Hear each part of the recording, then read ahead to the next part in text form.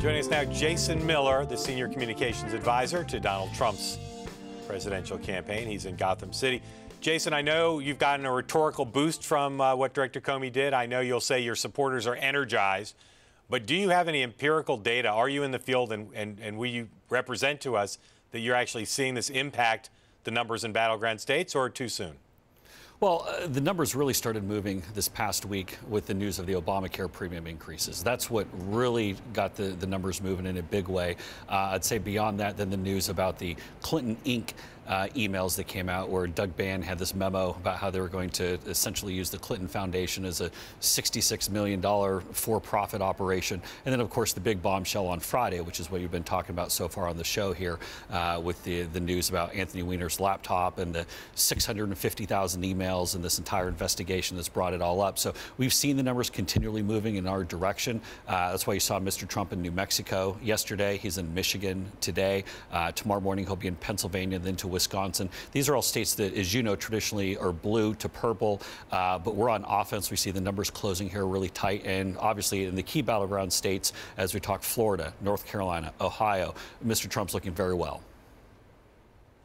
I know you and others in the campaign have said your numbers started moving last week because of those other developments. I'll ask you again, were you in the field Saturday, Sunday, into today, and do you represent that you saw a change in the data after Friday's announcement? Numbers seen since the announcement have all shown a positive movement in our direction. But again, I don't know how much of that is attributable to the fact of Republicans coming home and coalescing around Mr. Trump and the other things last week, how much of that's Friday. But I think the one thing, Mark, that's I think you and John would both agree on this. What this does is it brings everything back up. It brings up all the Clinton drama, all the questions of what the heck were they doing with this server. It reminds people of all the reasons why they're frustrated with Secretary Clinton and the entire D.C. establishment, insider establishment in the first place. Jess, let me ask you this question. If we went back to last Friday, and you guys will, let's dial back the clock, okay? So the Comey letter has not come out yet. You wake up on Friday, and you suddenly learn the news in the afternoon that James Comey, the director of the FBI, has sent a letter to Congress saying that the FBI has opened an investigation into the connection between Vladimir Putin, Russian hackers, and the Trump campaign, right? You would say 11 days before the election. Your reaction to that would have been what? Well, I mean, that's a silly hypothetical to go and throw at. I mean, there's no, I don't think there's anything silly about it. This issue has been raised many times in the course of the campaign. The chief ethics officer for George W. Bush's administration raised exactly this hypothetical in the pages of the New York Times over the weekend. So if that happened, there's zero basis in truth here. I mean, let's talk about why we're here, let's talk about why we're here.